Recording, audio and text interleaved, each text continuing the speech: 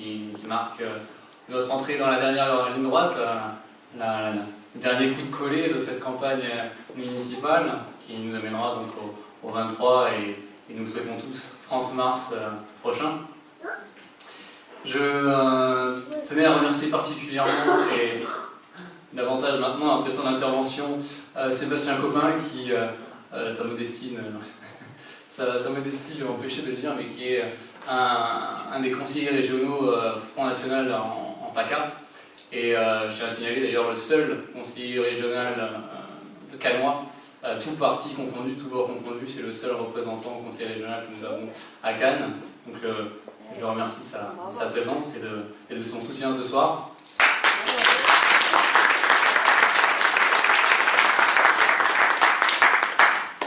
Nous avons un autre invité de marque, si je puis dire, en la personne de Cédric Emasso, qui est l'un des candidats Front National à ces élections municipales, un de ces jeunes candidats aux élections municipales dont on entend tant parler, et qui est donc notre candidat sur Mandelieu-la-Napoule.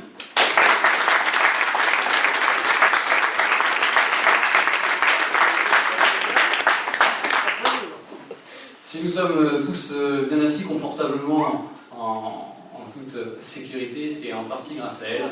Nous avons la présence également de notre responsable départemental du DPS, qui est le service d'ordre, le service de sécurité du Front National, qui est là, juste assise au deuxième rang, Marlène Orfila.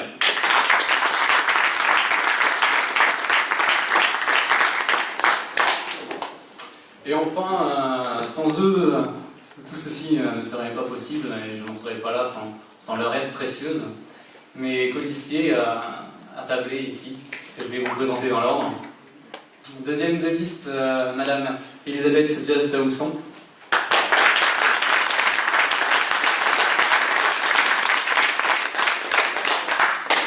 Rappelons-le, qui a déjà été conseillère municipale au Calais de 1995 à 2001 et qui sera dans la commission de l'urbanisme. Ensuite, troisième sur la liste, on va procéder par ordre et par parité, on va suivre la loi. Vous nous pardonnerez pour cet écart de garantie. Éric Ravasco, mon troisième de liste.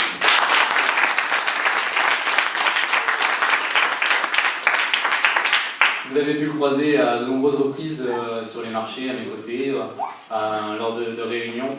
Il a eu la lourde tâche de me supporter dans ces longs mois en qualité de directeur de campagne. Et puisque c'est son métier, c'est sa spécialité, il se chargera lui du commerce.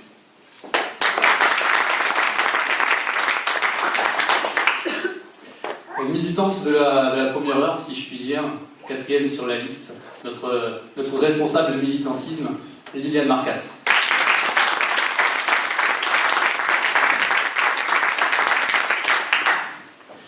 Et enfin, notre cinquième de liste, Franck Edouard,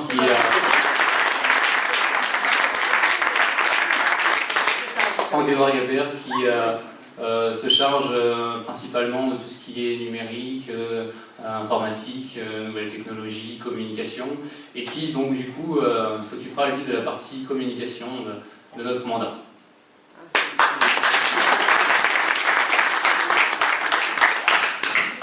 Donc merci à toutes et à tous.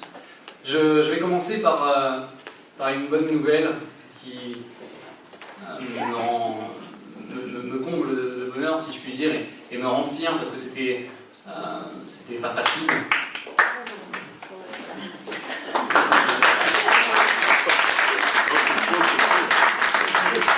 Merci en tout cas. Arrivé légèrement tardive, nous avons le plaisir d'accueillir Jean-Marc Lézulani, notre candidat sur Grasse.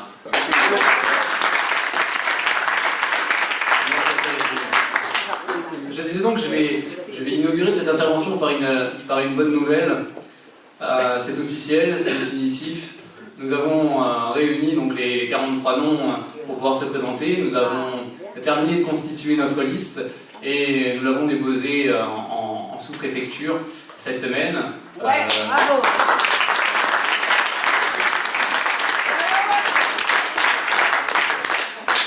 On a même eu donc assez rapidement et j'en suis ravi. Le récépissé définitif, enfin tout est en ordre, c'est bon, maintenant plus rien ne nous empêchera de nous présenter. Très bien.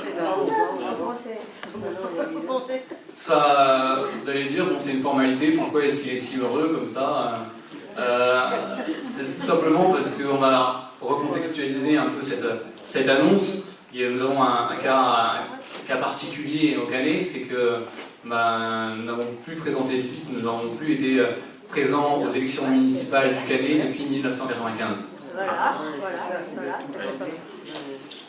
Différentes petites raisons nous ont empêchés en 2001 puis en 2008, ce qui a rendu donc la conception de cette liste plus compliquée que dans d'autres communes.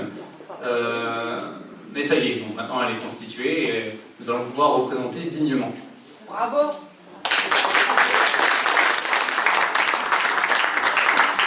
Petite précision, donc, pas de liste depuis 1995, ça signifie donc forcément plus d'élu depuis 2001, ce qui nous fait 13 ans. 13 ans sans une réelle opposition au Canet, 13 ans sans qu'on puisse dénoncer publiquement les agissements de Madame le maire, 13 ans sans avoir accès au dossier, sans pouvoir peser réellement dans la politique de la ville de tout notre poids et faire entendre la voix de nos électeurs. Vous me direz, ce ne serait pas dramatique si on coulait des jours heureux au Canet, s'il faisait bon vivre dans notre commune. Malheureusement, ça n'est pas le cas.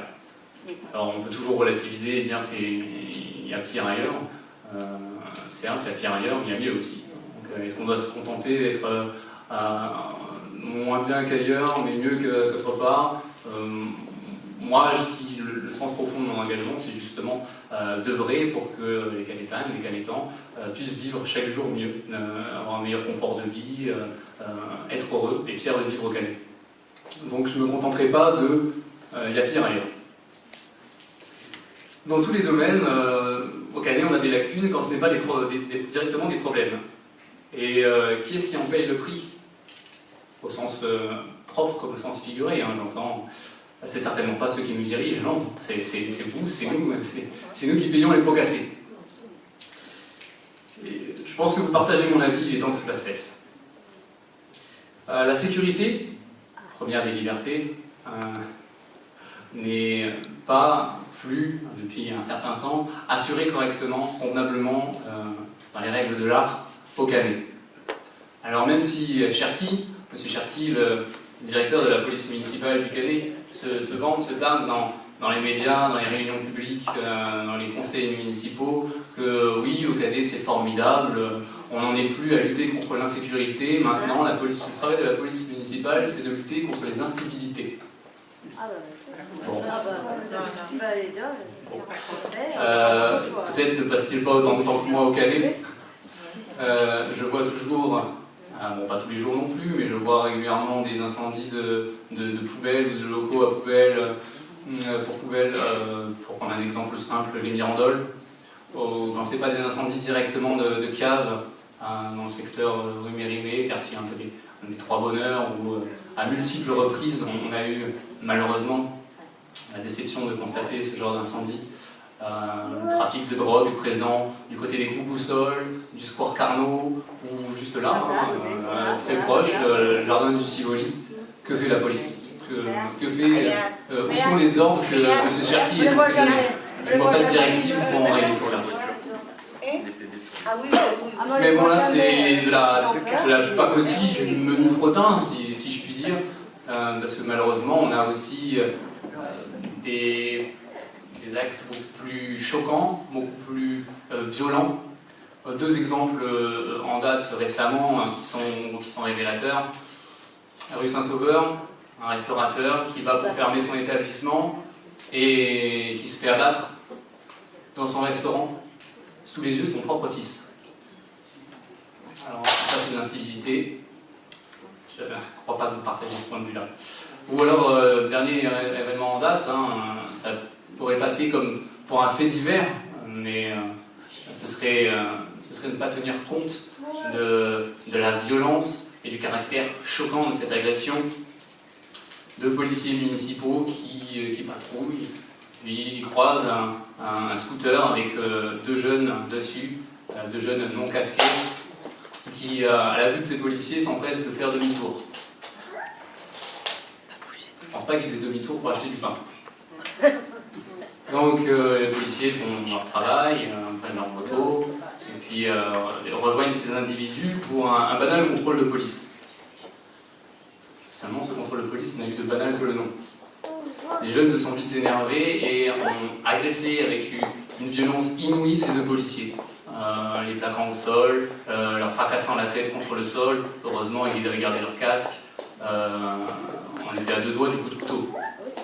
C'est une violence inacceptable, surtout dans une ville où le directeur de la police municipale dit que tout est blanc, tout est blanc, tout est propre, tout est beau, et on est juste là pour lutter contre les nuisances sonores ou quelqu'un qui s'est stationné sur un emplacement handicapé. Je crois qu'on est loin de tout ça, et si c'était les seuls problèmes, on s'en sortirait bien, on serait content, et il n'y aurait pas matière aujourd'hui de nous réunir pour en parler. C'est pourquoi je me suis muni de notre Bible. Vous en avez donc lu tous un exemplaire, on l'a distribué assez massivement ces dernières semaines, c'est tout simplement notre programme électoral. Alors différents domaines sont abordés, évidemment, heureusement je dirais même dans ce programme, et puisque nous parlons de sécurité, je me reporte à la partie sécurité, et pour que vous puissiez ne pas verrouiller à double tour toutes vos portes, voilà ce que nous proposons. Au Canet, nous avons un peu moins d'une centaine de caméras de vidéo, ce qu'on appelle la vidéoprotection. Moi, je pense qu'il est plus porteur. Est-ce qu'elle marche? Elles sont jamais malheureusement, je n'ai pas accès au... J'en doute, d'autant plus qu'il y a eu pour projet dans le conseil municipal, je ne sais pas si vous connaissez un peu le quartier des Mirandoles, mais il y avait pour projet d'installer une caméra de vidéosurveillance dans chaque hall d'immeuble. Alors je vois pas bien l'intérêt, parce qu'il suffit de mettre un casque, une capuche, une cagoule, ou simplement de monter d'un étage en dehors de la zone de surveillance de la caméra. Donc ne pas engager des frais pour rien et être un peu démagogue, ça ne sert à rien. Donc j'ai toujours préféré, moi, une présence humaine, une présence policière à une caméra de vidéosurveillance. C'est pourquoi je propose d'engager 4 policiers municipaux et 3 ASVP, des agents de surveillance de la voie publique, supplémentaires. À cela, faire quoi? Qu'est-ce qu'ils vont faire? J'en viens justement, parce que l'embauche seule de fonctionnaires supplémentaires ne servirait à rien si nous ne redéfinissons pas avec conviction les priorités de la police municipale. Elle n'est pas de verbaliser l'automobiliste qui est mal garé ou qui n'a pas réglé son stationnement. La présence des policiers est là pour patrouiller, pour maintenir la sécurité, pour faire de la prévention, de la répression, tout simplement pour faire leur travail et non pas pour raqueter les automobilistes. Ensuite, puisque tout ça ne suffit pas, nous proposons la réouverture d'un niveau de police municipale au Mirandol, là où il y en avait un, en bas de la tour A pour ceux qui connaissent, et qui a été fermé pour des raisons que j'ignore, de non-sens, absurde. Et donc nous proposons sa réouverture, et cela va de soi, 24 heures sur 24. Mise en place, comme dans certaines communes voisines, mise en place d'un service d'un système de voisins vigilants pour lutter contre les cambriolages qui se multiplient dans tous les quartiers, sauf les quartiers les plus défavorisés, cela va de soi. Et nous étendrons ce système aux violences conjugales. Puisque là, dans beaucoup de communes, et particulièrement en Canet, c'est là que le bas blesse. Malheureusement, peu de choses sont faites pour sensibiliser, pour faire de la prévention, pour lutter contre ces violences conjugales, contre ces femmes, parfois aussi ces hommes qui se font maltraiter, violenter par leurs concubins et qui se réfugient dans la loi du silence. Donc nous allons sensibiliser les gens à ce problème, nous allons adapter le système de voisins vigilants sur ce sujet, et nous allons ajouter à cela des cours de self-défense pour les femmes qui seront prodigués par les agents de la police municipale. Voilà en gros les grandes lignes en matière de sécurité que nous nous engageons à mettre en œuvre si, ma foi, vous nous accordez vos suffrages et votre confiance. Autre petit problème qui est bien moindre, genre vous en conviendrez, que les problèmes d'insécurité auxquelles nous devons faire face sont nos rues. Nos rues qui sont de plus en plus sales, de moins en moins entretenues, de moins en moins nettoyées, ou de moins en moins souvent du moins. Sauf en période électorale, ça va de soi, où là vous pouvez limite manger par terre. Et nous sommes absolument contre, farouchement opposés de cette gestion de la ville selon le calendrier électoral. Nous ne sommes pas là pour œuvrer pour les cas des temps à l'approche des élections législatives, à l'approche des élections municipales, pour se faire bien voir, pour redorer notre fameuse cote de popularité. Non, nous pensons qu'un maire et son équipe doivent être présents tous les jours, au quotidien, voire omniprésents dans sa commune, pour œuvrer pour l'ensemble des citoyens. C'est pourquoi, de même que nous allons donc redéfinir les priorités de la police municipale, nous allons revoir efficacement le système d'entretien, de nettoyage de la voirie. Le dimanche, par exemple, il est extrêmement difficile, voire impossible, d'obtenir le déplacement d'un véhicule. Un bel exemple, on va le voir au niveau du Grande-Bretagne, où souvent les conteneurs sont renversés par des automobilistes, par des SDF, ou les sacs de poubelle éventrés par des oiseaux, par des chats. Et bref, le résultat est toujours le même, des amoncellements de détritus sur le trottoir, sur la chaussée, dans le caniveau.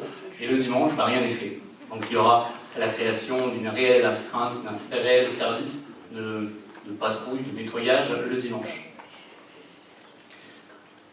Ensuite, pour des cas plus pragmatiques, plus locaux, la création d'un rond-point au carrefour de l'avenue Franklin Roosevelt, de l'avenue de Grasse à Place Foch, qui est un quartier, qui est une zone, un carrefour très dangereux, où il est difficile de savoir qui s'engager, disons-le clairement, c'est n'importe quoi. Et rien n'est fait simplement parce que voilà, ce carrefour se situe à cheval entre Cannes et Canet. Madame le maire ne veut pas payer pour les Cannois, etc. C'est petite querelle, petite guerre interne, brochant à barreaux. Voilà, nous, on ne veut pas de ça. Ça ne doit pas rentrer en ligne de compte, ce qui doit primer. Et notre attention doit être focalisée sur l'intérêt des Canetans pour notre part, mais des concitoyens de manière générale, et penser à la sécurité en installant donc ce carrefour à rond-point. Toujours en politique locale, l'urbanisme de voirie, faciliter le tourne à gauche entre l'avenue Maurice Jean-Pierre et l'avenue de la Conchune, au niveau de la Pinède, où le système de feu rouge actuellement mis en place empêche tout simplement les automobilistes, en cas de circulation plus ou moins importante, de tourner à gauche en direction de l'avenue de la Conchune. On est obligé d'attendre que le feu repasse au rouge, ce qui fait un bouchon supplémentaire et nuit gravement à la fluidité de la circulation. Ensuite, et dernière proposition, encore une fois c'est local donc tout le monde n'est pas concerné, la mise en place d'une barrière entre la résidence des Mirandoles et puis le chemin privé des Hauts de l'Olivet. Actuellement, l'avenue, la rue elle est jonchée de demi-poules, elle n'est pas entretenue du tout, c'est dangereux pour les pneus, les suspensions et puis pour les reins sciatiques de s'y aventurer en voiture. Et pour l'instant rien n'est fait, simplement parce que c'est un chemin privé, donc la mairie n'a pas vocation à aller entretenir sur les deniers publics cette route. Et les syndicats de copropriété s'y refusent tout simplement parce que c'est un chemin privé. Or, les habitants et les riverains des Mirandoles ont accès. Voilà, tout simplement, les syndicats disent on ne veut pas payer pour les autres, on ne veut pas payer pour que les Mirandoles puissent avoir une jolie route pour passer dessus. Donc, pensons pragmatique, pensons logique, pensons efficacité. Nous allons mettre en place une barrière qui peut être levée à l'aide d'une clé par les services de police ou les ambulances, les pompiers, et qui empêchera et accordera la jouissance exclusive aux riverains de cette rue de pouvoir donc justement passer avec leur véhicule dessus. Ils n'auront plus d'excuses comme ça, après on libre à eux d'entretenir ou non cette route, mais au moins nous aurons fait notre part du boulot. Il n'y a pas que les rues dont il fallait s'occuper. Le problème de stationnement aussi est à prendre à bras-le-corps. vous avez pu le constater en venant ici, il y a de moins en moins de places de stationnement et peu, voire plus du tout, de places de stationnement gratuites. Donc nous avons pensé, nous avons réfléchi à ce problème et nous avons nous avons donc décidé de mettre en place, de proposer du moins tout un tas de petites propositions, de petites actions simples, un peu onéreuses, mais ô combien efficaces. Tout simplement, puisque ça a fait débat il y a quelques semaines, et j'avais proposé cette solution avant de me faire renvoyer dans les cordes par M. Cherki sur des dénonciations, enfin, sur des mensonges. On m'a dit que ce n'était pas possible, alors que c'est totalement faisable. Je propose la gratuité du stationnement sur les parkings non couverts, de type Val d'Azur, par exemple, Jean Giono. La gratuité du stationnement pour les riverains alentours, donc on définira un rayon, on peut dire par exemple 100 mètres à la ronde. Enfin, après en commission, nous fixerons une zone géographique précise. Une gratuité donc, pour le stationnement pour les riverains, simplement par la mise en place d'un macaron. Un macaron qui sera valable pour 15 jours et qui vous permettra de stationner gratuitement sans vous faire verbaliser avec ce macaron pendant 15 jours. Et l'octroi de ce macaron se fera tous les mois. Donc tous les mois, vous recevrez 2 macarons, chacun sera valable 15 jours. Et contrairement à ce que M. Cherki prétend, c'est tout à fait légal, il n'y a pas de discrimination, on a tout à fait le droit de faire ça. Ensuite, encourager la mise en place de stationnement d'emplacement pour les véhicules électriques qui sont absents dans notre commune, peu présents dans de nombreuses communes. Pourtant, il va falloir tendre vers la diminution de l'utilisation des énergies fossiles, et donc du pétrole, de l'essence. Et je ne dis pas qu'il y aura des parkings de stationnement pour véhicules électriques, mais nous allons encourager, faciliter cette mise en place de ces stationnements. Et enfin, c'est bon pour le portefeuille, sitôt le décret mis en application, le maire aura la possibilité de décider lui-même du montant de l'amende pour stationnement impayé ou dépassé, qui est actuellement de 17 €. Et nous proposons de revenir à ce qu'elle était il y a peu, à 11 €. Je l'ai dit, je le répète, nous ne sommes pas là pour inquiéter les automobilistes.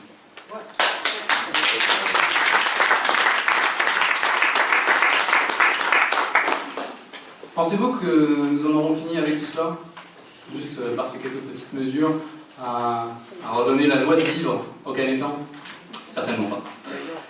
Le Canet manque cruellement d'attractivité. Nos jeunes ne restent pas dans notre ville, simplement parce que, pour ainsi dire, il n'y a rien à y faire.